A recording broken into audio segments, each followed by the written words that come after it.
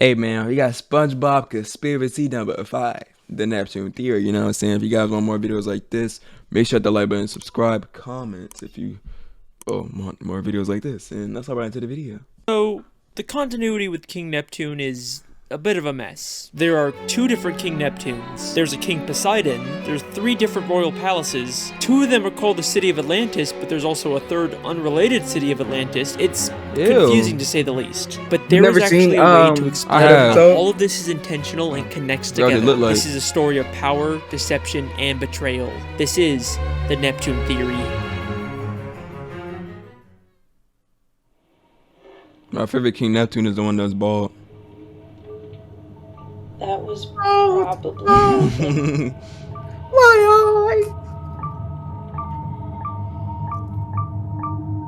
There's no tension. The Dang, this is a SpongeBob. Be trash. Fundamentally fails as a film. This was you, episode 4. Theory videos. No one wants to see your awful. I said they're cool, but I'm just gonna stick to the SpongeBob ones. I ain't say he was trash. Remember to stay cynical. See you later. I might watch him, but I'm not gonna react to him. And we're back! Hey! What's up? I'm your host Alex, the SpongeBob guy, Alex. back with another SpongeBob conspiracy. Alex I said it Bell. before, but the overwhelming support for these videos is insane. So, Alex I'd be seems stupid not to Alex make seems more. like a cool I mean, dude. everyone loves them, right? Hello, fellow truth seekers. It's Conspiracy Carl here. Ew. Welcome back to The Awakening. I He put liar and then put Alex Bill's face. have been awakened myself. What is he to wearing? the immense Tinfoil hat. lies of this person. he believes in aliens. This liar, Alex Bale. Well, almost everyone. So I showed a bit of this conspiracy guy's reaction in my last video, and apparently he didn't like that, so now he's claiming that I'm part of some giant Illuminati conspiracy. Somebody looks like they're a puppet What? for the Illuminati. Yes, What? you, sir, have been inserting secret messages into your videos. Evil. What? Evil lurks there, people. It's honestly really funny. You should check him out. Anyways, let's get into the Whoa, theory. what was that? Is what I would say. It's honestly Oh, okay. I thought there was something else. Okay. They are watching. really funny. You should check him out. Anyways, let's get into the theory. Is what I would say if I wasn't sponsored. Hey, Oh my Alex, gosh. How do I make a cool YouTube film video like you? Well, it's easy. You just gotta learn to edit, record dialogue, write a script, use camera and lights, learn Photoshop and VFX. Oh, how the heck am I gonna learn to do all that? All you gotta do is go to Skillshare! Skillshare is an online learning platform that offers thousands of different classes where you can learn filmmaking, editing, Photoshop, and pretty much anything. And you can watch all of Skillshare's videos without any annoying ads interrupting. Boy, I sure hate when that happens. I'm thinking about getting into bird watching, so I'm taking bird identification for beginners. That bird has a conical-shaped bill. Thank you, Alfred Curling. The first 1,000 people to go to the link in the description will get their first month free. Just be careful not to learn too much. Wow, this is so great. Hey man, make sure y'all go to Skillshare if you don't know how to do any of that. Shout out to him. Why are you waiting till? Okay. No, I'm not even mad. King Neptune is the ruler of the 7 seas and the Roman god of the ocean. If you watch my evolution theory, you know there's also a good chance he's the reason why fish in Bikini Bottom are so evolved and able to talk. He lives in the city of Atlantis with his wife Queen Amphitrite and his son Triton. But in the first SpongeBob movie, he's replaced by a completely different King Neptune who has a completely different daughter named Mindy. These guys don't look or sound at all the same. That boy how fake. can they both exist in this universe? Well, there's already an interesting theory out there about this. It's widely believed that the SpongeBob movie takes place in the future after the events of the show. So widely Wait, believed what? that I got hundreds of comments about it in my Mrs. Puff theory. Yep, I know guys, I heard what you said. The creator of SpongeBob, Steven Hillenburg, said he wanted to end the series with the movie, and it being canonically at the end of the SpongeBob timeline would explain why we never see the Krusty Krab 2, or any of the other characters from the movie in the later SpongeBob episodes. And some people believe that the reason why movie Neptune is so different is because he's actually Neptune's son, Triton, all grown up. And that's a pretty cool theory, but I don't buy it. Other than Triton looking nothing like movie Neptune, I've never actually believed that the SpongeBob movie takes place in the future. Despite there being many people who commented about it on my Mrs. Puff theory as if it was a proven fact, there's never actually been any official confirmation of it. Steven Hillenburg only said that he wanted to stop making SpongeBob after the movie. He never said anything about where the movie actually takes place in the timeline of the show. And we do actually briefly see Neptune's daughter Mindy show up later in the show in SpongeBob's Big Birthday Blowout. route. There's no way she'd be there unless the show took place after the events of the movie. I think what's actually going on here with Neptune is something much more interesting, and it ties directly in with the television theory. If you haven't seen that video, it basically proves that the entire show, SpongeBob SquarePants, is actually a nature documentary being filmed by scuba divers, and many of the elements we see throughout the series are secretly set up by the showrunners to make sure that the show is more entertaining and profitable. And this applies to the SpongeBob movie as well. There's promotional art and even a commercial that acknowledges the fact that it's just a movie being filmed. Hello? SpongeBob, what kind of jellyfish is that? Hey guys, it's Carlos from the Zone. Hey guys, it's Carl. Well, this one adventure we had was a real Lulu. Shout out Carl. When we went after Neptune's crown, it seemed bigger than our usual adventures. Yes, and with fewer interruptions. Well, thanks guys. We'll see you in the movie. Movie? What's that? I know. I think the real reason why Neptune looks so different in the movie is because the filmmakers couldn't get the real King Neptune, the literal god of the sea, to show up for a movie. So they hired an actor to pretend to be the king. And there is actually a ton of evidence in the show to support this. King Neptune is supposed to live in the great city of Atlantis, but in the movie he just lives in some random sandcastle, almost like they just built a discount version for the movie. But the real evidence comes from season 10, episode 18, Lost and Found, where SpongeBob goes beneath the Krusty Krab to look for something in the Lost and Found. As he searches through the surprisingly massive collection of items, on one of the shelves, we see something mind-blowing.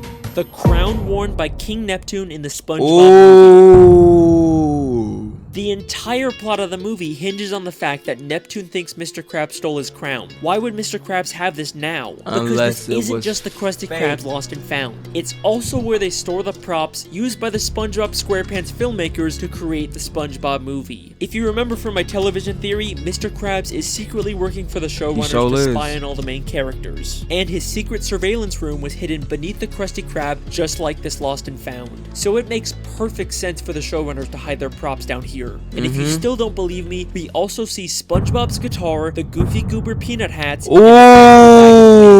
items from the movie that would make no sense being down here unless this was the showrunner's prop storage and the movie King Neptune was just an actor. The whole thing was fake, that's one bro. Neptune down. Now for the real mystery, King Poseidon.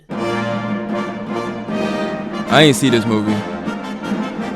Did you? In the third SpongeBob movie, Sponge on the Run, the King of the Sea is yet again replaced by a new character, King Poseidon, the Greek god of the ocean. He actually does live in the city of Atlantis, except instead of the ancient royal architecture, it's a giant casino designed to make money. It'd be easy to say that these are just two separate kings that rule different areas of the sea, but they both claim to be the ruler of the seven seas. So how can two different characters both be the king of the same seven seas? The answer to that question actually has to do with a place called Camp Coral. Throughout the third SpongeBob movie, we keep cutting back to flashbacks of a younger SpongeBob and all the other characters when they all went to summer camp together. This was all to set up a spin-off show called Camp Coral that followed these younger characters. Now at first, I just wrote the show off as SpongeBob following the trend of making all their characters younger to appeal to a younger demographic. It's been done before and it's never very good. They also completely contradict the continuity of the main show by having characters like Sandy and SpongeBob. Right, Sandy wasn't here yet. Right. That makes no sense. When we know they actually met as adults in the main show. Look, I am having a hard enough time figuring out this show's continuity on its own. Wait, was there Pearl? Huh? I think I saw characters Pearl that were very somewhere good in here. characters camped together. This was all Mrs. Puff.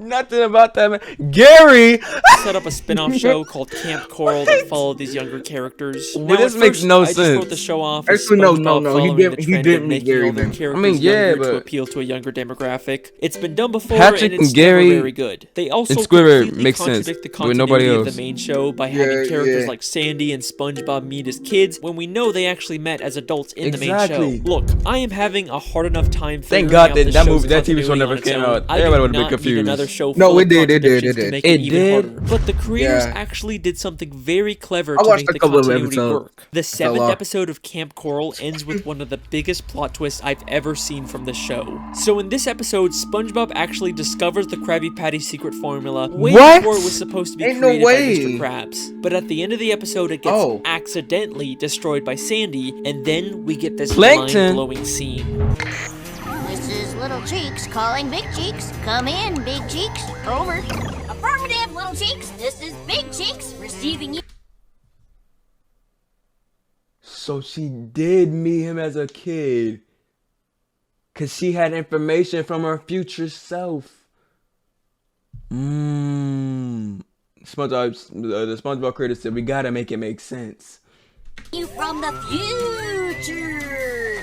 How are things going in the past? Your plan worked perfectly. The formula burned out before Mr. Plankton could nab it. Now it can be safely rediscovered in the future. I knew sending you to Camp Coral was the right thing to do. Over and out. Bye. So that's how she met young SpongeBob. Mission accomplished. Timeline preserved. Wow. Continue just the way it's always been. So Sandy used time travel to send her past self to Camp Coral so that she could make sure the Krabby Patty formula Was didn't never get discovered discovered. before it was supposed to. They Wow. actually figured out a way to make this messed up continuity So why make doesn't sense. SpongeBob remember? Don't you dare tell me this show doesn't care about Right. its continuity. Can I also just say that this scene lines up perfectly with my television theory? A major part of that theory is that Sandy is actually a Sandy's spy one of the- working Sandy's for a the showrunners spy and is spy. secretly making sure everything stays I mean, on track. she And then breathes what do we air. see a month after I post my theory? She's from Sandy Texas. secretly manipulating everyone to keep the show on track. Just gonna give myself a little pat on the back there. But enough gloating. Ew. What does any of this have to do with King Poseidon? Well, this proves that Camp Coral and the movie that sets it up are in an alternate timeline. The events that have taken place in the show are not the same events in this movie. The continuity errors like Sandy and SpongeBob meeting, or Poseidon being the king of the sea instead of Neptune, can be explained by this shift in the timeline. So there you go. King Poseidon and King Neptune are from completely separate timelines. That's why we never see any reference to King Poseidon in the show. And that is the Neptune theory. Huh. I mean, that wasn't so hard. I guess I'm done here. Neptune stirred up quite a gale tonight. He must be mad about something. Oh, I remember this. That's silly. Everyone knows Poseidon is ruler of the undersea. Everyone knows Poseidon is ruler of the undersea. Why can't anything ever be easy? Ew. So they do know about Poseidon. This is the clip that really made me decide to make this theory. The beginning of Season 5, Episode 19, Spongehenge, shows two fish arguing over whether Neptune or Poseidon is the real ruler of the sea. It's like the creators are directly telling us that both of these characters somehow exist in the same timeline, and it's our job to figure out how So it's the not an puzzle alternate pieces fit universe. together. So, let's Dang. take a look. Despite both of these characters having similar appearances and personalities, there is one very important difference between them. Poseidon doesn't have power.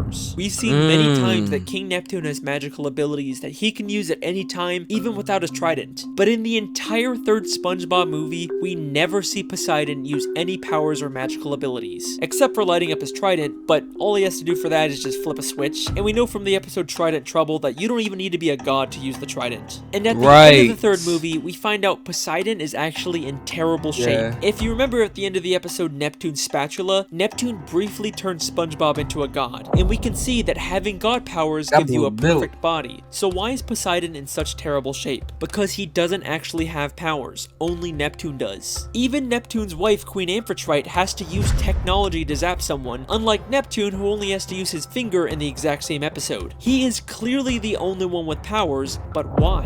To answer this question, we first have to understand the origins of King Neptune. Now, throughout the show, there is very little information on Neptune's past. I read the Wikipedia, I looked through the comic books, the video games, but I just couldn't find anything that would help me. But then I remembered there are SpongeBob shorts, which are like mini episodes that only air once, usually to promote something. So I started looking to see if there were any that could help us, and lo and behold, there is a SpongeBob short called The Story of King Neptune. Yeah, I guess that could be helpful. This short is about SpongeBob telling Patrick the origins of King Neptune, but it's not entirely clear whether it's true. He moved his The body. story of Yeah. King Neptune. When King Neptune was a little Neptune, his mother set him adrift in a river. As he Dang. floated along, a radioactive meteor fell to Earth. An alien appeared and anointed the infant with super Neptune fluid. Is that really the origin of King Neptune? Sure. So King Neptune was abandoned as a baby Was and that then given his Barnacle powers Boy? by aliens. Wait, where? So It was on the book. Origin of King Neptune? Yeah. So King is. Neptune was abandoned as a baby and not then given King his powers Neptune. by aliens. But Cat. SpongeBob is holding an upside-down comic book, so it feels Look, yeah, it is Barnacle Mermaid Boy. Man. It's Mermaid Man and Barnacle Boy on the cover. SpongeBob, what are you reading? like something he just made up. And don't even SpongeBob is know. not the most reliable narrator. Unless there's something in the story that we can definitively prove, I don't think we can use it for a theory. Like, do you really expect me to believe that Neptune got his powers from aliens? I mean, we've never even seen aliens in the show Ew. before. Except What do you do? we have. And they just so what? happen to also Right. live in a city Oh, called yeah. Atlantis. Season 5, Episode 12, Atlantis Square Pantis, we see another completely different Atlantis, the lost They city got of lipstick Atlantis, a city that's home to a race They got of lipstick or aliens. they got The big lip. Atlantean aliens traveled billions of light years to come to this planet and build their city. For reasons unknown, this great city disappeared one day, but no ruins were ever found. All the inventions you take for granted were given to us by the Atlanteans. They were a peaceful race of aliens who shared their technology, but then mysteriously disappeared for some reason. And take a guess what we find when we look inside of that city. A massive sculpture of King Neptune. That story about aliens giving Neptune his powers doesn't sound so far-fetched now, does it? And that's not all we find. Neptune's Ascension, the only surviving painting from the great lost city of Atlantis. A painting created